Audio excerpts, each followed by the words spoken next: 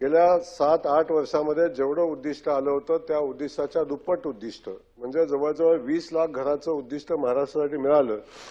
ते देशातल्या कुठल्याही राज्याला आजपर्यंत मिळालेल्या उद्दिष्टापेक्षा अधिकचं उद्दिष्ट आता आपल्या महाराष्ट्राला मिळालं। आणि ते उद्दिष्ट मिळाल्यानंतर 100 दिवसांचा मुख्यमंत्री महोदयांचा जो कार्यक्रम आहे त्या कार्यक्रमामध्ये 18,51,000 घरांना एका दिवशी एका वेळी राज्यातल्या लाभार्थींच्या घरांना मंजुरी देण्याचं काम ग्रामविकास खात्याच्या माध्यमातून झालं। आणि हे होत असताना अगोदर घराचा काम चालू करावं, त्यानंतर घराचा हप्ता द्यावा ही भूमिका आजपर्यंत होती। परंतु आता आम्ही हे काम चालू होत असताना 14,71,000 लाभार्थ्यांना आपण घरकुलाचं काम चालू होण्यापूर्वीच पहिला हप्ता आपण दिलेला आहे। आणि इथून पुढे घरकुलाच्या लाभार्थ्यांना कुठल्याही परिस्थितीत त्यांना घरकुलासाठी पैसे कमी पडणार नाही आणि त्यांचा हप्ता वेळेवर मिळेल अशा पद्धतीची भूमिका माननीय मुख्यमंत्री महोदयांनी घेतलेली आहे। त्या अनुषंगाने काम चालू आहे।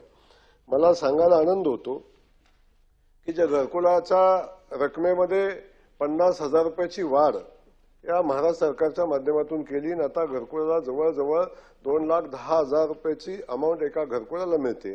आणि हे देत असताना त्या लाभार्थ्यांच्यासाठी सोलर पॅनल टाकून मोफत वीज देण्याचं काम या सरकारच्या माध्यमातून आता होणार आहे। आणि या लाभार्थ्यांना जास्तीत जास्त कशी मदत सरकारच्या माध्यमातून होईल या संदर्भात सरकार प्रयत्नशील आहे। आणि दुसरा विषय की आता यातून काय ज्या लोकांना अजून घर मिळालं नाही, ज्या लोकांना घराची आवश्यकता आहे, जे लाभार्थी अजून वंचित आहे अशा लाभार्थ्यांचा सर्वे करण्याचं सूचना आता सरकारच्या माध्यमातून देण्यात आलेल्या आहेत। त्यामुळे शिंदे साहेब आता राज्यामध्ये एकही लाभार्थी किंवा गरजू माणूस घरापासून वंचित राहिला नाही पाहिजे अशा पद्धतीची भूमिका सरकारची आहे।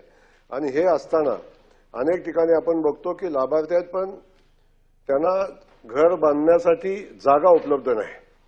अशा भूमिहीन लाभार्थ्यांना ज्यांना जागा नाही अशा लाभार्थ्यांना जागा देण्यासाठी शासनाच्या माध्यमातून गायरांची जागा देण्याचा निर्णय घेण्यात आला, गावठांची जागा देण्याचा निर्णय घेण्यात आला।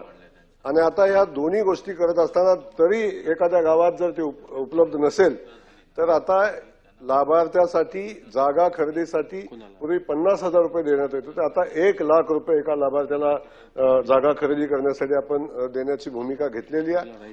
त्यामुळे या राज्यातला एकही लाभार्थी घरापासून वंचित राहिला नाही पाहिजे, गरजू घरापासून वंचित राहिला नाही पाहिजे ही भूमिका सरकारच्या माध्यमातून आम्ही घेतलेली आहे। आणि देशाच्या इतिहासातलं सगळ्यात मोठं उद्दिष्ट आम्ही समोर ठेवून पुढे काम करण्याची भूमिका या निमित्तानं ग्रामविकास खात्यानं सरकारनं घेतलेली आहे।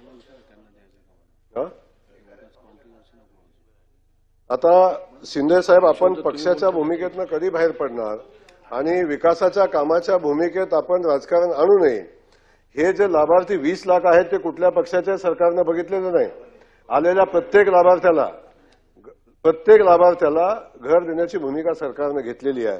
तर माझी विनंती या माध्यमातून राहील की आपण विकासाच्या कामात गरजू लोकांच्या गरीबाच्या घराच्या योजनेमध्ये राजकारण आणू नये आणि अशा पद्धतीने या योजनेला बदनाम करण्याची भूमिका आपण घेऊ नये हे या निमित्तानं मी आपणाला सभा सदस्यांना सांगणार आहे।